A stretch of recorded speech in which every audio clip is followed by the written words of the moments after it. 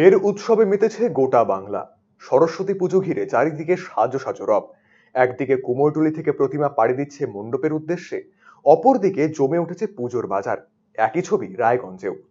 গৃহস্থ বাড়ি থেকে শুরু করে বিভিন্ন বারোয়ারি মণ্ডপ কিংবা শিক্ষা প্রতিষ্ঠান, সর্বত্রই বুধবার বাগদেবীর আরাধনায় ব্রতী হবেন সকলেই। তাই বাজারগুলিতে যেন তিল ধারণের জায়গা নেই। রায়গঞ্জের মোহনবাটি বাজারে ভিড় অনেকটাই বেশি। পলাশ ফুল থেকে গাঁদা, ফলমূল, প্রতিমায় ছেয়েছে গোটা বাজার। যদিও বাজারে এসে জিনিসপত্রের অগ্নিমূল্যের জেরে কুপোকাত ক্রেতারা, অনেকেই হতাশ হয়ে পড়েন। ক্রেতাদের দাবি, গতবারের তুলনায় এবারে প্রতিটি জিনিসের দাম বেশি। পার্থশীল নামের এক ক্রেতা জানিয়েছেন, তিনি প্রতিমা কিনতে এসেছিলেন, প্রতিমার দাম এবছরে কিছুটা বেশি। গতবার ৬০ থেকে ৭০ টাকায় ছাঁচের প্রতিমা ক্রয় করেছিলেন, এবছরে তা ১৫০ থেকে ১৭০ টাকায় বিক্রি হচ্ছে। বড় প্রতিমার দাম আরো বেশি। ফলমূলের বাজারও চড়া, ফলে মাথায় হাত পড়েছে। তবুও বিদ্যার দেবী বলে কথা, তাই নম হলেও পুজো তো করতেই হবে। আমি প্রতিমা কিনতে এসেছি, কালকে সরস্বতী পুজো।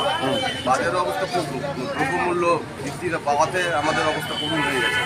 এগুলা তো ছিল আগে ৬০ ৭০, ৮০ সূর্যর ১০০, এটা এখন ১৫০, প্রায় ২০০ টাকার মতো দাম পড়তেছে। দ্রব্যমূল্য প্রচুর চড়া দাম। যাই হোক, সব সরস্বতী পূজা একটা করতে হবে, বাড়িতে বাচ্চা কাচ্চা আছে, তাদের জন্য অল্প হলে নম করে হলেও করতে হবে। শঙ্কর দেব নামের অপর এক ক্রেতা জানিয়েছেন, বাজারে জিনিসপত্রের দাম অনেক বেশি। ১৫০-র নিচে প্রতিমা নেই। সব জিনিসের দামই বেড়েছে। বাজার করতে গিয়ে পকেট ফাঁকা, তাই অল্পের ওপর দিয়ে হচ্ছে বাজার। আমি আসছি এই যে প্রতিমা নিতে, কালকে পুজো, তাই নিতে আসছি। কিরকম বাজারের অবস্থা কেমন দেখছেন? বাজারের অবস্থা আগের তুলনায় অনেকটাই বেশি, মোটামুটি ভালোই আর কি।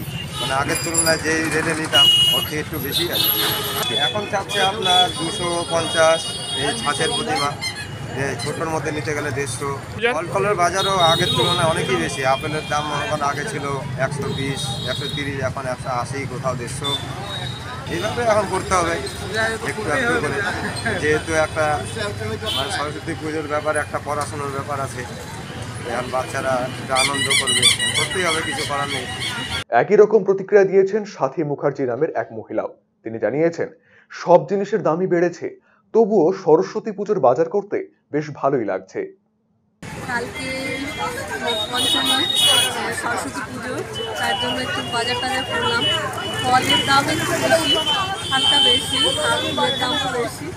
ভালোই লাগছে সরস্বতী পুজোর বাজার করতে, এই জন্যই আসা এখানে। মোটামুটি সবই নিয়েছি, ফল নিয়েছি, ফুল নিয়েছি। RCTV সংবাদ, রায়গঞ্জ।